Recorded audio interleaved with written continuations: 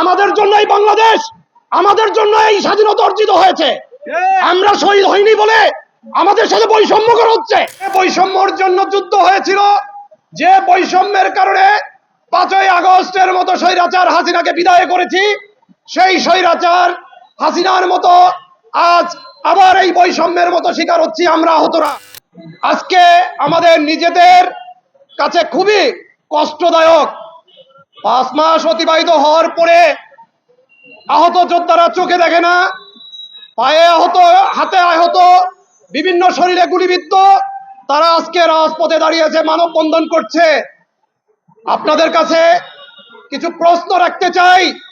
আপনারা মিডিয়া কর্মীরা, আপনারা দেখবেন এই 5 মাস পরে সরকার থেকে যে সিদ্ধান্তগুলো আসছে, আমরা কিছু কিছু সিদ্ধান্তকে সাধুবাদ জানাই, কিন্তু সর্বোপরি দেখা যায় যে বৈষম্যর জন্য যুদ্ধ হয়েছিল, যে বৈষম্যের কারণে 5ই আগস্টের মতো স্বৈরাচার হাসিনাকে বিদায় করেছি, সেই স্বৈরাচার হাসিনার মতো আজ আবার এই বৈষম্যের মতো শিকার হচ্ছি আমরা আহতরা বৈষম্যের শিকার হচ্ছি।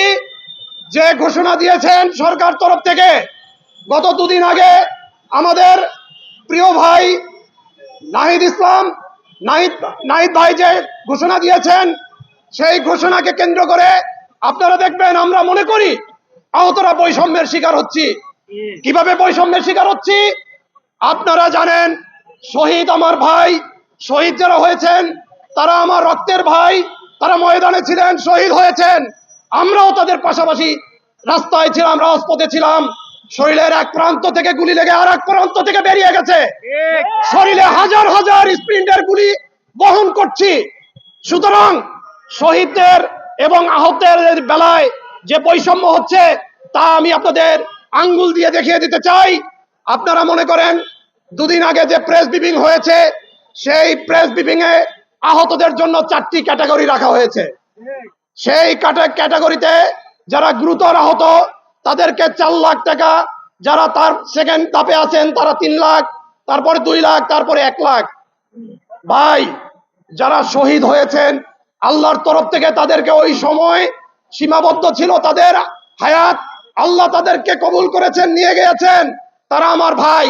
তাদের আগে পিছে যারা পেয়েছেন, যা পেয়েছেন, তারপরে 30 লাখ টাকা ঘোষণা দিয়েছেন, আরো দিবেন, শহীদদের আরো দিতে হবে। পাশাপাশি আমরা যারা আহত রয়েছি, যারা পঙ্গুত্ব বরণ করেছি, তারা কি 4 লাখ, 3 লাখ, 2 লাখ, 1 লাখ টাকাই যথেষ্ট? আপনারা এই যে বৈষম্য, এই যে বৈষম্যর জন্য যুদ্ধ করেছি, 1 লাখ টাকা, 2 লাখ টাকা, 3 লাখ টাকা, 4 লাখ টাকা, এটা তো বুঝলাম না ভাই। আপনারা কাদের সাথে কথা বলে এই ধরনের সিদ্ধান্ত নিচ্ছেন? আপনারা গুটি কয়েক মানুষ যারা এখনো সুস্থ রয়েছেন, তাদের সিদ্ধান্ত তো সিদ্ধান্ত হবে না, প্রকৃত আহতদের মতামত নিতে হবে। যারা রাস্তায় যুদ্ধ করে এই স্বাধীনতা এনেছি, এই ডক্টর ইউনূস স্যারকে বসিয়েছি, তাদের মতামতকে প্রাধান্য দিবেন না? তাদের মতামতকে অবশ্যই প্রাধান্য দিতে হবে। আমাদের জন্য এই বাংলাদেশ, আমাদের জন্য এই স্বাধীনতা অর্জিত হয়েছে। আমরা শহীদ হইনি বলে আমাদের সাথে বৈষম্য করা হচ্ছে। আমার আহত ভাইয়েরা আজকে খোঁড়াতে খোঁড়াতে রাস্তায় এসেছে। কেন রে ভাই, কেন রে ভাই? এই রাস্তায় যে আমলাদের দেখছেন, তারা কি তখন আপনার যুদ্ধে সামিল হচ্ছিল? এই রাস্তায় এখন যে আহতরা এখন দেখতে পাচ্ছেন, তারা এই রাস্তায় ছিল, তারা রাজপথে ছিল, তারা বন্দুকের নলের সামনে দাঁড়িয়ে ছিল। তাহলে কেন এই বৈষম্য? আপনি 3 লাখ 4 লাখ টাকা ঘোষণা দিবেন এসি রুমে বসে, আর আমাদেরকে মেনে নিতে হবে। আর আপনারা প্যারাডুতে ঘুরবেন 2 কোটি টাকা দামের, আমাদেরকে দেখতে হবে।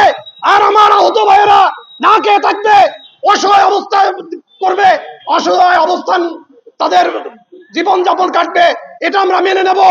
এটা আমরা কখনোই মেনে নেব না। তাই প্রিয় সহযোদ্ধাদের নিয়ে ছোট পরিসরে আজকে জাতীয় প্রেস ক্লাবের সামনে আমরা দাঁড়িয়েছি মানববন্ধন আকারে। আমরা সরকারকে জানিয়ে দিতে চাই, আপনারা এই সিদ্ধান্তকে পূর্ণ বল আবার পূর্ণ সিদ্ধান্ত নিতে হবে।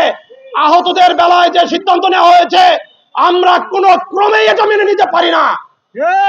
সম্পূর্ণ বৈষম্য করা হচ্ছে। আপনারা প্রকৃত যারা যুদ্ধে ময়দানে ছিলেন, যারা প্রকৃতভাবে আহত হয়েছি, আপনারা যদি 100 লোকের মতামত নেন, তাহলে এই আহতদের জন্য বৈষম্য করা হচ্ছে। আপনারা এই অবশ্যই মতামত নিয়ে এই ঘোষণাটা দিলে ভালো হতো। আমরা 4 লাখ, 3 লাখ, 2 লাখ, 1 লাখ বুঝি না। আমাদেরকে যথেষ্ট সম্মানে সম্মানিত করতে হবে। আমরা বেঁচে আছি আল্লাহর কৃপায়, নতুবা আজকে আমরাও শহীদ হতে পারতাম।